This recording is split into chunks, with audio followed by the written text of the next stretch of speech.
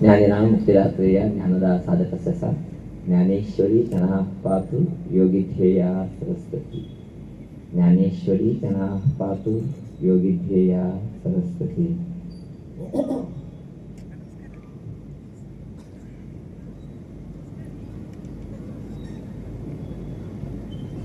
ओम गम गणपतये नमः.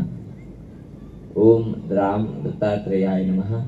ओम श्री आचार्य शंकर गुरुभ्यो नमः.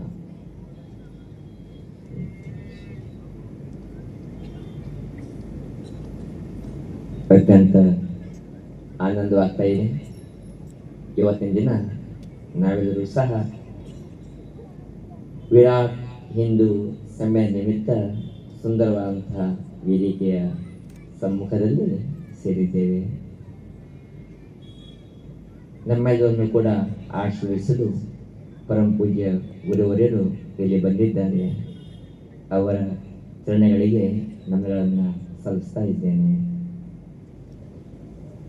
ನಮಗೆಲ್ಲರೂ ಕೂಡ ಮಾರ್ಗದರ್ಶಿಯಾಗಿ ಮಾತಾಡಿ ನಮ್ಮ ಮನಸ್ಸಿದ್ದಂಥ ಅಂಧಕಾರವನ್ನು ದೂರೀಕರಿಸಿ ನಾವು ಯಾವ ಮಾರ್ಗದತ್ತ ನಡೆಯಬೇಕು, ಯಾವ ನಿಟ್ಟಿನಲ್ಲಿ ನಾವು ಸಾಗಿದರೆ ನಮ್ಮ ಗಂತವ್ಯವನ್ನು ನಾವು ತಲುಪಬಹುದು ಎಂಬುದನ್ನು ತಮ್ಮ ದಿಕ್ಸೂಚಿ ಮಾತುಗಳಿಂದ ಅದ್ಭುತವಾಗಿ ನಮ್ಮನ್ನು ಪ್ರೇರೇಪಿಸಿದ ಮಾನ್ಯ ಗೋಪಾಲ್ಜಿಯವರಿಗೂ ಕೂಡ ಅಭಿನಂದನೆಗಳನ್ನು ಸಲ್ಲಿಸ್ತಾ ಒಂದೆರಡು ಮಾತನಾಡಲಿಕ್ಕೆ ಬಯಸ್ತಾ ಇದ್ದೇವೆ.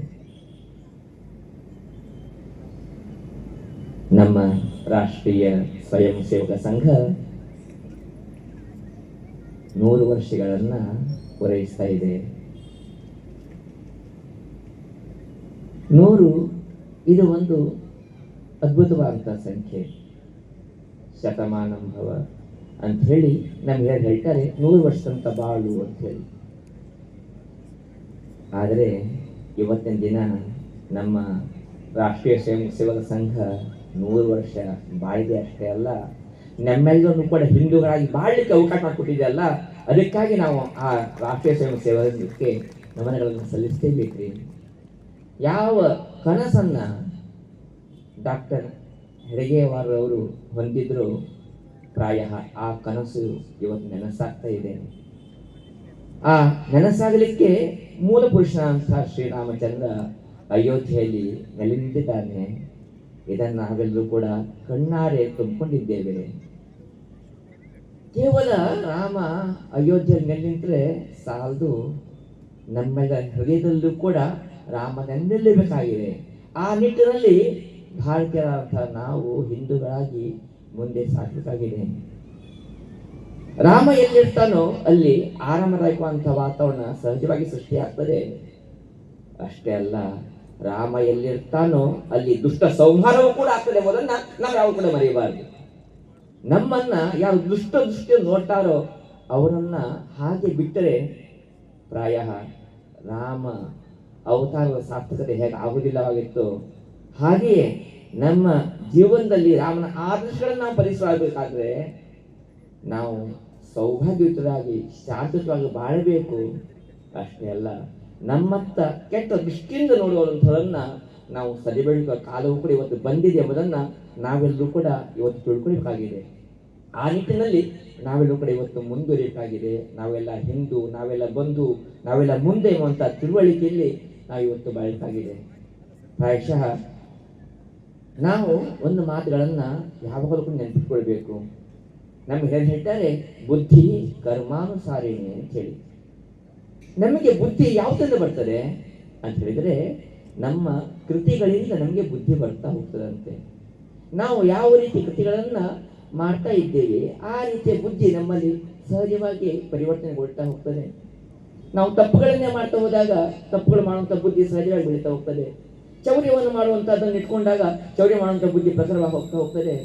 ಆ ನಿಟ್ಟಿನಲ್ಲಿ ನಾವು ಯಾವ ಕೃತಿಗಳನ್ನು ಮಾಡ್ತಾ ಇದ್ದೇವೆ, ನಾವು ಯಾತ್ತ ಸಾಗಿದ್ದೇವೆ ಎಂಬುದನ್ನು ನಾವು ಸ್ವಲ್ಪ ಆತ್ಮಾವಲೋಕನ ಮಾಡುವಂಥ ಅನಿವಾರ್ಯತೆ ಇವತ್ತು ನಮ್ಮಲ್ಲಿ ತುಂಬಿದ್ದೇವೆ. ಇವತ್ತು ನಾವೆಲ್ಲರೂ ಹೇಳ್ಕೊಳ್ತಿದ್ದೇವೆ ನಾವು ಭಾರತೀಯರು, ನಾವು ಹಿಂದೂಗಳು ಅಂತ ಹೇಳಿ. ಆದರೆ ನಾವು ಆ ರೀತಿಯಾಗಿ ಬದುಕ್ತಾ ಇದ್ದೇವೆ ಎಂಬಂಥ ಒಂದು ಪ್ರಶ್ನೆಯನ್ನು ಇವತ್ತು ನಾವೆಲ್ಲ ಮಾಡ್ಕೊಳ್ಳೋಕ್ಕಾಗಿದೆ. ನಾವೆಲ್ಲ ಹಿಂದೂ ಅಂತ ಹೇಳ್ತಿದ್ದೇವೆ, ನಾವೆಲ್ಲ ಭಾರತ ಅಂತ ಹೇಳ್ತಿದ್ದೇವೆ, ಆದರೆ ಭಾರತೀಯತೆಯನ್ನು ಎಷ್ಟಿಟ್ಟು ನಾವು ಇಟ್ಕೊಂಡಿದ್ದೇವೆ, ಹಿಂದೂಗಳ ಸಂಸ್ಕೃತಿ ಎಷ್ಟು ನಾವು ಅಳವಡಿಸ್ಕೊಂಡಿದ್ದೇವೆ ಎಂಬುದನ್ನು ಸ್ವಲ್ಪ ಗಮನಿಸಿದಾಗ ಪ್ರಾಯ ನಾವು ಆಚಾರ ಒಂದರಾಗಬೇಕಾಗಿ ನಮ್ಮ ಬುದ್ಧಿಯೂ ಕೂಡ ಸರಿಯಾಗಿ ಇಲ್ಲದೇ ಇದೆ ಎಂಬುದನ್ನು ಕೂಡ ನಾವು ಮನಗಾಣಬೇಕಾಗಿರಬೇಕು. ನಮ್ಮ ಸಂಸ್ಕೃತಿಯಲ್ಲಿ ಭಗವಾನ್ ಸೂರ್ಯನನ್ನ ನಾವು ದೇವರು ಅಂತ ಹೇಳಿ ನಂಬಿಸ್ತೇವೆ. ಆ ಸೂರ್ಯ ಬರಬೇಕಾದ್ರೆ ನಾವು ಹೇಳ್ತಾ ಇದ್ದೇವೆ ಸೂರ್ಯನನ್ನ. ಇವತ್ತು ನಾವು ಪಾಶ್ಚಾತ್ಯ ಸಂಸ್ಕೃತಿಗೆ ಒಳಗಾಗಿ ಮಲಗುವ ಸಮಯವನ್ನೇ ಮರ್ತಿದ್ದೇವೆ.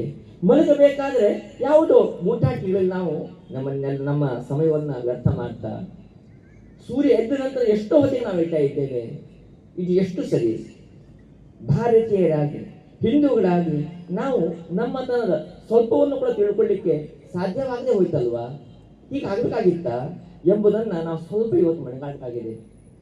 ನಮ್ಮ ಗುರುಗಳು ಒಂದು ಮಾತನ್ನು ಹೇಳ್ತಿದ್ರು, ನಾವು ಭಾರತೀಯರಾಗಿರಬೇಕಾದ್ರೆ, ನಾವು ಹಿಂದೂಗಳಾಗಿ ಮುಂದುವರಿಬೇಕಾದ್ರೆ ನಮ್ಮ ತನವನ್ನ ನಾವು ರೂಢಿಸ್ಕೊಳ್ಬೇಕಂತೆ, ನಮ್ಮ ಆಚಾರದಲ್ಲಿ ನಾವು ಸ್ವಲ್ಪ ಪರಿವರ್ತನೆ ತಿಳ್ಕೊಳ್ಬೇಕಂತೆ, ನಮ್ಮ ಬುದ್ಧಿಯನ್ನ ನಾವು ಕರ್ಮ ಮಾಡುವ ಮೂಲಕ ನಾವು ಬೆಳೆಸ್ಕೊಳ್ಬೇಕಂತ ಹೇಳಿ.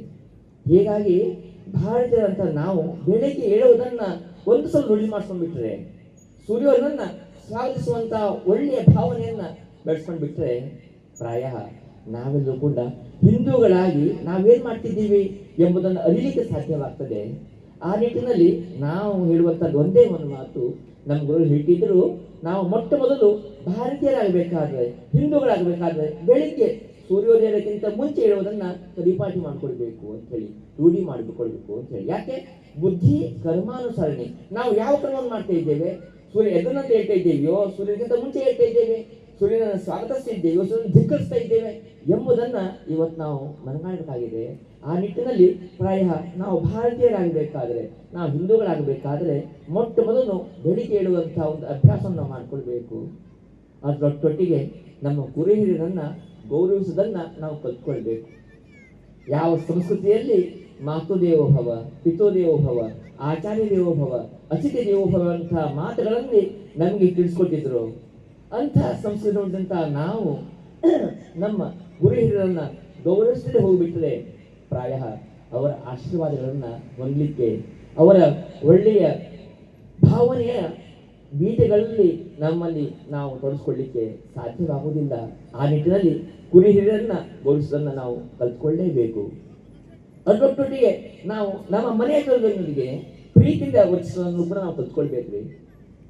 ಇವತ್ತು ನಾವು ಹೇಗೆ ಬದುಕ್ತಾ ಇದ್ದೇವೆ ಅಂತ ಹೇಳ್ಬಿಟ್ರೆ, ಎಲ್ಲರೂ ಕೂಡ ನಾವು ಬೇಕಾಗಿರೋಂತ ಬದುಕ್ತಾ ಇದ್ದೇವೆ. ಮನೆಯವರೊಟ್ಟೊಟ್ಟಿಗೆ ನಾವು ಪ್ರೀತಿಯಿಂದ ಬಾಳ್ತಾ ಇಲ್ಲ, ಸಿಟ್ಟು ಮಾಡ್ತಾ ಇದ್ದೇವೆ, ದ್ವೇಷವನ್ನು ಮಾಡ್ತಾ ಇದ್ದೇವೆ, ನಮ್ಮ ಆತ್ಮೀಯತೆಯನ್ನು ನಾವು ಕಳ್ಕೊಂಡಿದ್ದೇವೆ. ಎಷ್ಟು ದುರದೃಷ್ಟವಲ್ಲ ಇದು? ನಮ್ಮ ಜನರಿಗೆ ನಾವು ಪ್ರೀತಿಯನ್ನು ಇರಲಿಕ್ಕೆ ಸಾಧ್ಯವಾಗದೇ ಇದ್ದರೆ ನಮ್ಮ ಮನಸ್ಸು ಎಷ್ಟು ಶುದ್ಧಿ ಇದೆ ಅಂತಾಯ್ತು, ನಮ್ಮ ಮನಸ್ಸು ಎಷ್ಟು ವಿಶಾಲವಾಗಿದೆ ಅಂತಾಯ್ತು. ಇದನ್ನು ನಾವು ಸ್ವಲ್ಪ ಮನಗಾಣಬೇಕಾಗಿದೆ. ಹೀಗಾಗಿ ಮೊಟ್ಟ ಮೊದಲು ನಮ್ಮ ಪ್ರೀತಿ ನಮ್ಮ ಮನೆಯ ಜನರೊಂದಿಗೆ ಶುರುವಾಗಬೇಕು.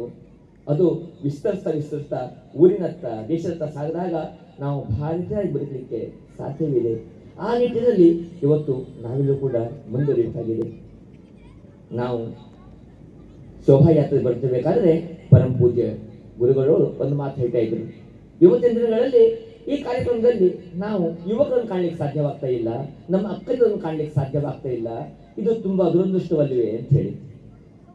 ಖಂಡಿತವಾಗೂ ಕೂಡ ಪರಮ ಪೂಜ್ಯಂಥ ಈ ಸಂಧ್ಯಾ ಅದೃಷ್ಟವಾದಂಥದ್ದೇ. ಅದಕ್ಕೆ ಕಾರಣ ಯಾರು ಎಂಬುದನ್ನ ನಾವು ಇವತ್ತು ಸ್ವಲ್ಪ ಮನವರಿಕೆ ಮಾಡ್ಕೊಳ್ಬೇಕಾಗಿದೆ.